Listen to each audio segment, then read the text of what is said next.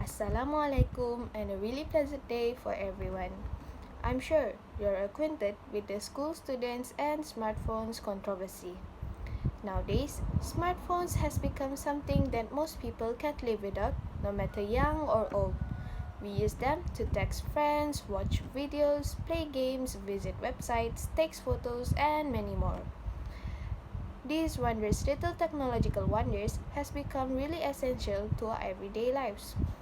A study shows that 82% of high school students has been reported using it very often. However, the question remains as to their position in education. Should schools ban smartphones or should they be permitted to do so?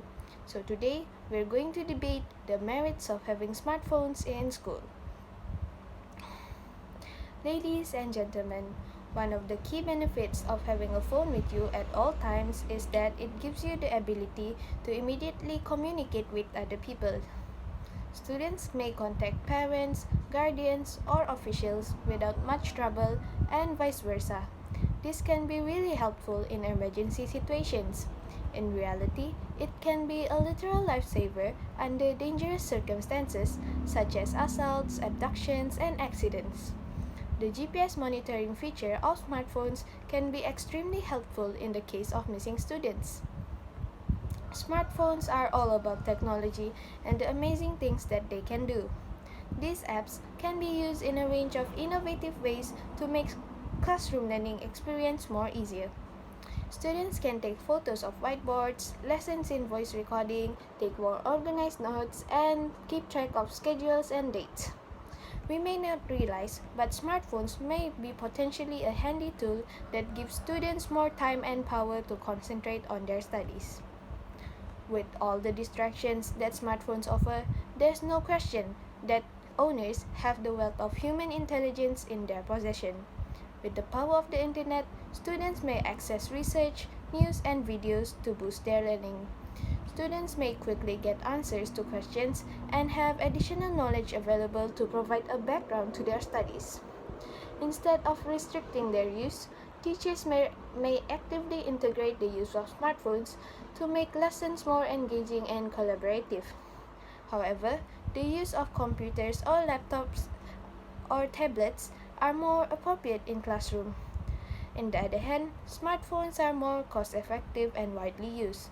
Further discussion should be taken. Now, we're going to look at the drawbacks of having smartphones in school.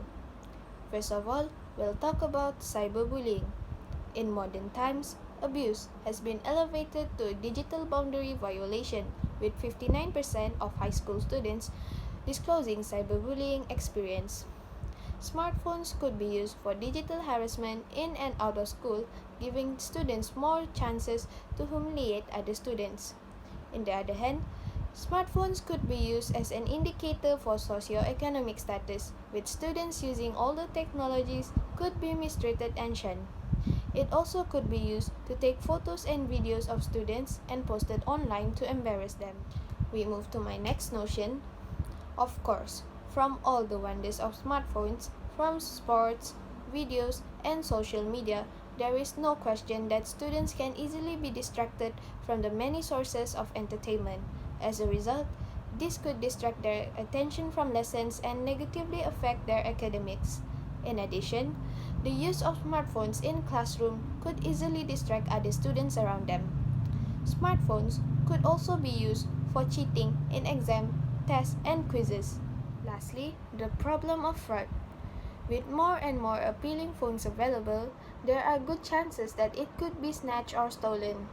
This is because not all people can afford phones. The only way that they can get their hands on it is by stealing it. By stealing and selling it, students can get some extra pocket money. On the other hand, students tend to be sloppy when holding their things. We all know that once a thing is gone, it might get lost forever. The cost of a phone is not small, and many other trouble could be caused when a thief problem occurs. Ladies and gentlemen, I have summarized some of the pros and cons of this topic.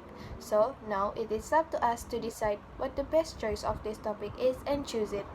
Well then, I came to the end of my speech and I would like to thank you all for lending me your ears.